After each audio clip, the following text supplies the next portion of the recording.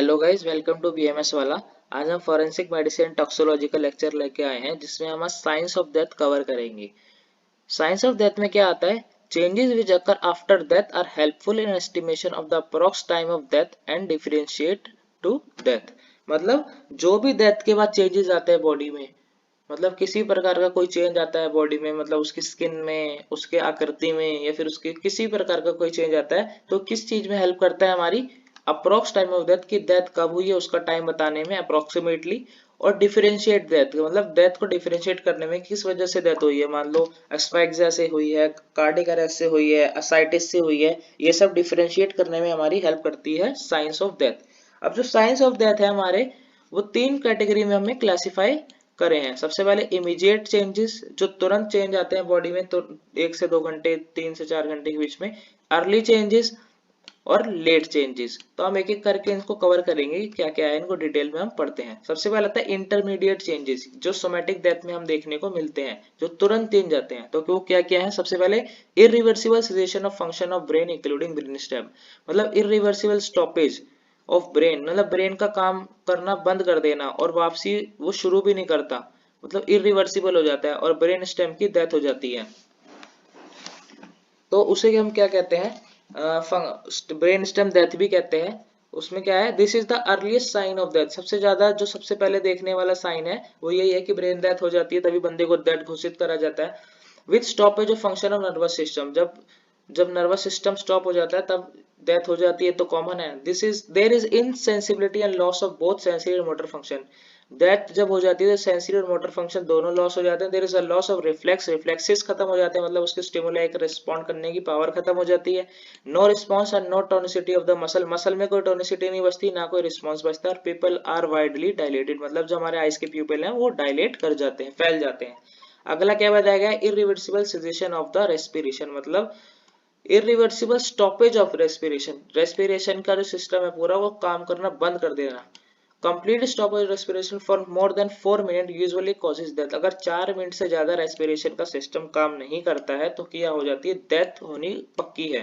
Test can be done, test किए जाते हैं। सबसे पहले inspection, no visible respiratory movement, अगर रेस्पिरेटरी मूवमेंट नहीं दिखाई दे रही है, हमारा रिब केज ऊपर नीचे नहीं हो रहा है रेस्पिरेशन के दौरान, तो ये सबसे पहले इंस्पेक्शन है। अब पाल्पेशन हम फील करेंगे, no respiratory movement can be felt, हम हाथ रख के फील करते हैं कि कोई रेस्पिरेटरी मूवमेंट तो नहीं हो रही, तो वो भी डेथ की तरफ कैटेगरी में चला जाता है। और ऑस्कल्टेशन, ऑस्कल्टेशन होता है सुनना, मतलब हम ब्रेथिंग साउंड सुनते हैं लंग्स पे स्टेथो वगैरह लगा के, अगर वो सुनाई नहीं आती है तो ये भी स्टॉपेज होती है रेस्पिरेटरी सिस्टम की, जिसकी वजह से डेथ होती है। तो इंस्पेक्शन, पाल्पेशन और ऑस्कल्टेशन से हम पता लगा सकते हैं कि इरिवर्सिबल चेंज है रेस्पिरेटरी सिस्टम का। अगला बताएगा irreversible cessation of the circulation, मतलब stoppage of circulatory system, heart जो हमारा पंप करना ब्लड बंद कर देता है, बीट नहीं करता, इसकी वजह से डेथ हो जाती है। इसमें क्या बताया गया? Stoppage of heart beat for more than 3 to 5 minutes irreversible and results in death. अगर 3 से 5 मिनट ज्यादा हार्ट बीट नहीं होती है तो क्या होती है? इरिकवरेबल हो जाती है बॉडी और डेथ हो जाती है। टेस्ट कैसे कहते हैं? ऑस्कल्टेशन ऑफ द हार्ट, सबसे बड़ा टेस्ट क्या है? उसके हार्ट साउंड सुनना, ऑस्कल्टेट करना, और absence of the heart beat, ये निशानी होती है कि हार्ट बीट ना नहीं आ रही तो डेथ हो गई है। ECG curve is absent, ECD का कर्व एब्सेंट होता है, straight line, flat line show करती है और कोई एलिवेशन और डिप्रेशन शो नहीं करता ईसीजी के अंदर। नेक्स्ट इसमें सेकंड क्या आता है? अर्ली चेंजेस, जो कि हम मॉलिक्यूलर डेथ में हम देखने को मिलते हैं। अर्ली चेंजेस वो क्या कहते हैं? Changes in the skin and the facial pallor, मतलब स्किन का कलर चेंज होता है, फेस पैलर नजर आने लग जाता है। Skin become pale and ash white due to stoppage of circulation, मतलब स्किन जो हल्की पीली नजर आती है या फिर व्हाइट नजर आने लग जाती है, क्योंकि जो ब्लड है उसकी जो सर्कुलेशन है वो रुक जाती है और जो कैपिलरी में ब्लड होता है वो ड्रेन हो जाता है। Drainage of the blood from capillaries and the small vessels. Skin losses elasticity, जो स्किन की इलास्टिसिटी है, लचकीलापन है, स्किन उसको लूज कर दी, रिजिड हो जाती है।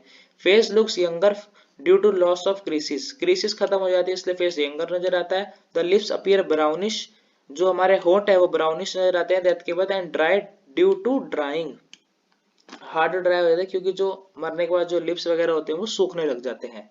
अगला क्या बताया? Primary relaxation of flaccidity of the muscle, muscle loose their tonicity and become flaccid, जो मसल की जो टोन होती है, फूली हुई मसल रहती है, वो लूज हो जाती है और फ्लैसिड हो जाती है, मतलब पतली चपटी नजर आने लग जाती है। But the muscular tissue are still alive and their chemical reaction is alkaline and respond to electrical stimuli, लेकिन जो मसल के टिश्यू हैं वो फिर भी अलाइव रहते हैं और केमिकल रिएक्शन की उसका जो होता है अल्कलाइन होता है, और अगर हम इलेक्ट्रिक सप्लाई से स्टिमुलाई उसे देते हैं तो वो रिस्पॉन्ड करते हैं कुछ हद तक, अगर डेथ हो गई तो नहीं करते। Contact flattening and pallor, areas with which remain in contact with the ground, अगर जो भी एरिया ग्राउंड पे कांटेक्ट में होता है डेड बॉडी का, मतलब उसकी अगर मान लो पीठ ग्राउंड से कांटेक्ट में है तो फ्लैट हो जाएगी। And blood from vessels of this area is pressed out, मतलब उस एरिया का जो ब्लड वेसल में ब्लड होगा वो उस एरिया से ही बाहर आ जाएगा। This continue after the formation of postmortem staining over the surrounding areas, जब पोस्टमार्टम स्टेनिंग होती है उसमें भी ये चीज हमें देखने को मिलती है, सारे सराउंडिंग एरिया फ्लैटन हो जाता है और वहां की जो ब्लड है वो सारा बाहर आ जाता है। अगला इसमें क्या बताया, चेंजेस इन आई में क्या क्या चेंजेस होंगे, कॉर्निया और प्यूपिलरी रिफ्लेक्स, जो आंखें हिलती है हमारी इधर उधर रिस्पॉन्ड करती है किसी भी स्टिमुलाई की तरफ, वो खत्म हो जाएगी। प्यूपिल आर डायलेटेड, प्यूपिल डायलेट हो जाएगी after death because of relaxation of muscle of iris, क्योंकि जो आइरिस हमारी होती है आंख की उसकी मसल रिलैक्स कर जाती है मरने के बाद। Later they are constricted in onset of rigor mortis, हम राइगर मोर्टिस आगे हम पढ़ेंगे क्या होता है, उसमें जो आइरिस होती है वो प्यूपिल आइरिस जो होती है वो कंस्ट्रिक्ट हो जाती है और फ्लूइड ऑफ जो हमारी फ्लूइड प्रेजेंट होता है आई वगैरह में वो इवेपोरेट कर जाता है। आगे क्या एक पॉइंट बताया गया इसमें, टैकेनोइरे, टैकेनोइरे क्या होता है, if the eyelids remain open for 3 to 4 hour after death, अगर तो 3 से 4 घंटे डेथ के बाद भी आंखें जो हमारी वो खुली रहती है, तो there is formation of 2 yellow triangle on the sclera at each side of the iris, iris की हर एक साइड में 2 येलो ट्रायंगल हम देखने को मिलते हैं, विच बिकम ब्राउन एंड ब्लैक, जो आगे चल के ब्राउन और ब्लैक हो जाते हैं, उसे हम टैकेनोइरे कहते हैं। अगला इसमें आता है opacity of the cornea, there is opacity and the haziness of the cornea due to the drying and deposition of dust and debris over it, जो कॉर्निया उसकी ओपेसिटी डिक्रीज हो जाती है डेथ के बाद, क्योंकि जो कॉर्निया वो ड्राई होने लग जाती है और उसके ऊपर डस्ट और डेब्रिस की डिपोजिशन शुरू होने लग जाती है, जिसकी वजह से वो अपनी ओपेसिटी लूज कर देती है और क्लाउडी क्लम्पी नजर आती है। तीसरा पॉइंट इसमें आता है लेट चेंजेस, जिसमें हम देखने को मिलता है alter algor mortis, algor mortis यानी कूलिंग ऑफ द बॉडी, लेबर मोर्टिस और राइगर मोर्टिस यानी स्टिफनेस ऑफ द बॉडी। हम एक एक पॉइंट हम अच्छे से डिटेल में कवर करेंगे अपने आने वाली वीडियोस में। तो थैंक यू गाइस, इस वीडियो पे इतना ही, मिलते हैं नेक्स्ट वीडियो में।